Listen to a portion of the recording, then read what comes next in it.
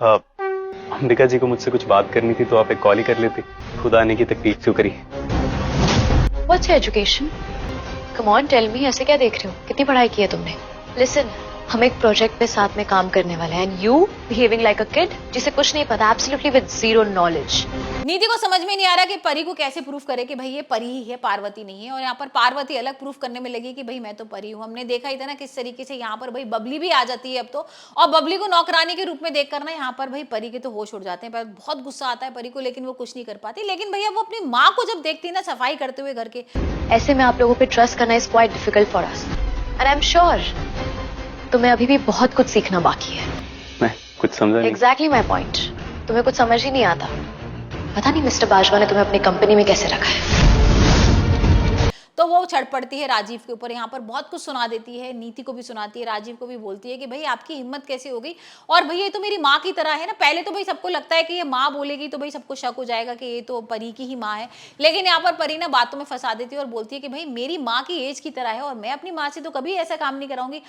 अरे वो रही अंबिका जी, उन्होंने अभी तक पेपर्स चेक करने होंगे, मैं पूछ के आता हूँ पेपर्स में कोई प्रॉब्लम तो नहीं लगी। दिलजीत, तुम्हें देख के जो मेरे दिल में फीलिंग आ रही है ना, इट्स वेरी हॉट।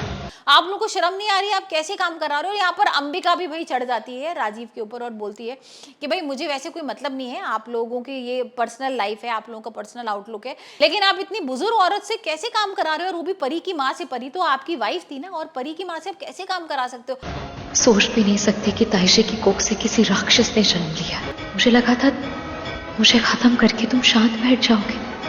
अब ये सारी चीजें सुनकर ना राजीव बहुत थोड़ा एम्बैरेसिंग फील करता है। यहाँ पर नीति पर गुस्सा करता है, कहता है कि नीति तुमने क्यों कहा परी की माँ से काम करने के लिए, यहाँ पर बबली को भी तुम काम करने को बोले। तो यहाँ पर नीति ना फंसा देती है उसको बातों में, बोलती है कि भाई बबली देखो बड़ी हो गई और वो कहीं बाहर काम करेगी तो वो अच्छा नहीं होगा ना।